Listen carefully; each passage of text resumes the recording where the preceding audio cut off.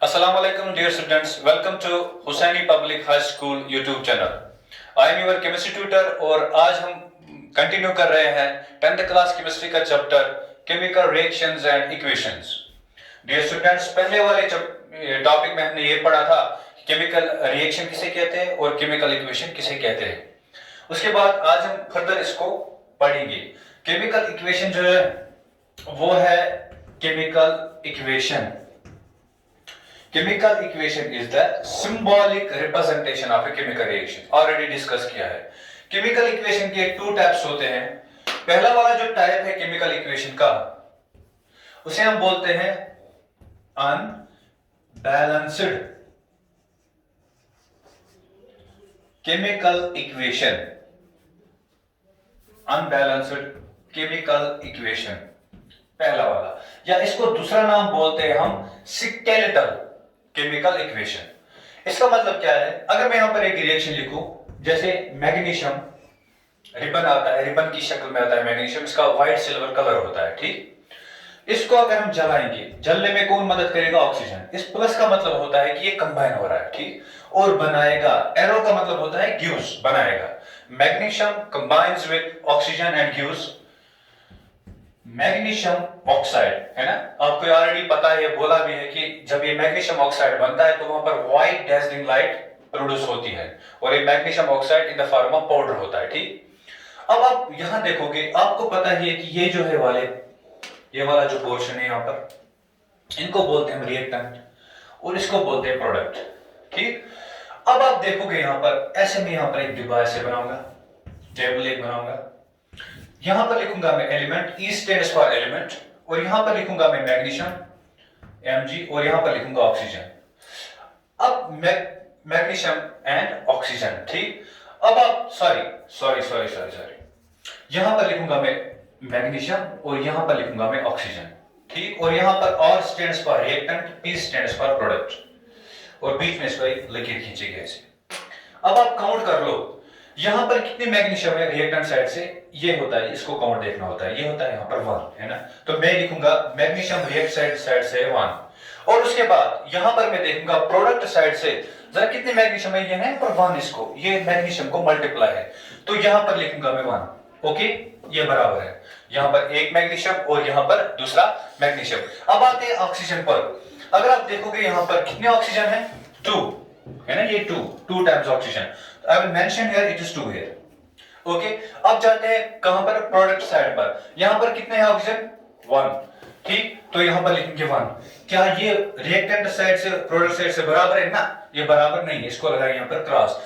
इसका मतलब है वो केमिकल इक्वेशन जहां पर एटम्स रिएक्टेंट साइड से बराबर नहीं होते हैं प्रोडक्ट साइड पर, उसे हम बोलते हैं अनबैलेंस्ड केमिकल इक्वेशन। जैसे तराजू होता है, तराजू अगर है, अगर एक साइड से ज्यादा हम वजन डालेंगे दूसरे साइड से कम, तो ऐसे हो जाएगा, बोलेंगे हम इट इज अनबैलेंस्ड, ठीक। तो केमिकल इक्वेशन के दो टाइप्स है, पहला है अनबैलेंस्ड केमिकल इक्वेशन, या दूसरा नाम जो हम इसको बोलते हैं वो क्या है? Skeletal chemical equation. तो ये एक एग्जांपल है, ठीक। उसके बाद दूसरी क्या है?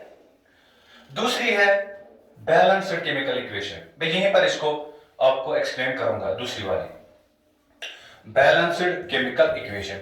अब इस बैलेंस्ड केमिकल इक्वेशन का मतलब क्या है? मैं यहां पर लिखूंगा 2 और यहां पर भी 2। अब आप काउंट कर लो, इसको मैं रब करूंगा यहां से। अब आप काउंट कर लो, देखो, आप देखो यहां पर कितना है? ये है 2 मैग्नीशियम, लिखा 2 रिएक्टेंट साइड से। अब जब आप प्रोडक्ट साइड पर, मैग्नीशियम कितने हैं? 2, क्योंकि ये 2 इस ऑक्सीजन को भी मल्टीप्लाई और मैग्नीशियम को भी मल्टीप्लाई है, लिखा 2 यहां पर, हो गया, ओके, 2, ठीक। अब उसके बाद अब आप ऑक्सीजन पर, कितने ऑक्सीजन है? 2, ठीक, लिखो यहां पर 2। अब आप यहां पर आओ, ये 2 जो है ये मैग्नीशियम को भी मल्टीप्लाई, ऑक्सीजन को भी, 2 इंटू ऑक्सीजन हो गया 2 टाइम्स ऑक्सीजन, 2 टाइम्स ऑक्सीजन। अब इसको टिक मारो, क्या रिएक्टेंट साइड से प्रोडक्ट साइड से बराबर है ना एटम्स? ऑब्वियसली बराबर है, तो इसी को हम बोलते हैं बैलेंस्ड केमिकल इक्वेशंस। क्या बोलते हैं? Balanced chemical equations. तो क्या पढ़ा कि chemical equation is the symbolic representation of a chemical reaction, या ऐसा बोलेंगे short hand method of representing a chemical reaction. और इसके दो टाइप्स होते हैं, क्या क्या होता है? बैलेंस्ड और unbalanced chemical equation. Balanced unbalanced chemical equation में रिएक्टेंट साइड में एटम्स बराबर नहीं होते, प्रोडक्ट्स है, मतलब इनका क्वांटिटी नंबर इनका, और बैलेंस्ड केमिकल इक्वेशन में बराबर होते हैं। The atoms on the reactant side are equal on the product side.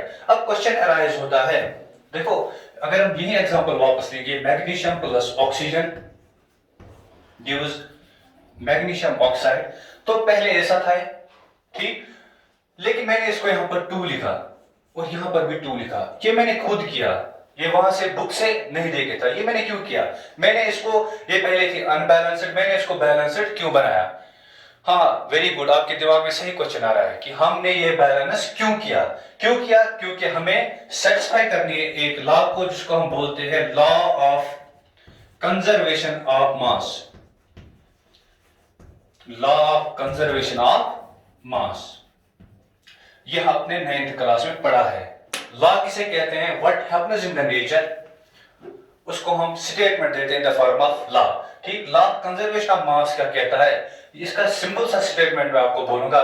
ये बोलता है कि मास ऑन प्रोडक्ट साइड या reactant side, mass on reactant side is equal to mass on product side. ठीक, पी फॉर प्रोडक्ट और for reactant. ये इसका simple सा स्टेटमेंट है कि एक केमिकल रिएक्शन जो होती है उसमें जो आप मास लेते हो ना रिएक्टेंट साइड से, वो किसके बराबर होता है, मास ऑन प्रोडक्ट साइड। ये किसने बोला, लॉ ऑफ कंजर्वेशन ऑफ मास ने बोला। किसने दी थी, एंटोनी ल्यूवेजर ने। वो कौन है, वेरी गुड, वहां he is the modern father of chemistry. ठीक, अब समझ आया कि हम इसको क्यों बैलेंस करते हैं। हम इसीलिए बैलेंस करते हैं, we balance a chemical reaction to satisfy the law of conservation of mass which states that mass on reactant side is equal to mass on product side. या उसका एक और स्टेटमेंट ये है, mass can neither be created nor destroyed. या और एक statement है, mass before chemical reaction is equal to mass after chemical reaction. या और एक स्टेटमेंट बोलेंगे, mass in a chemical reaction remains conserved, वो चेंज नहीं होता है।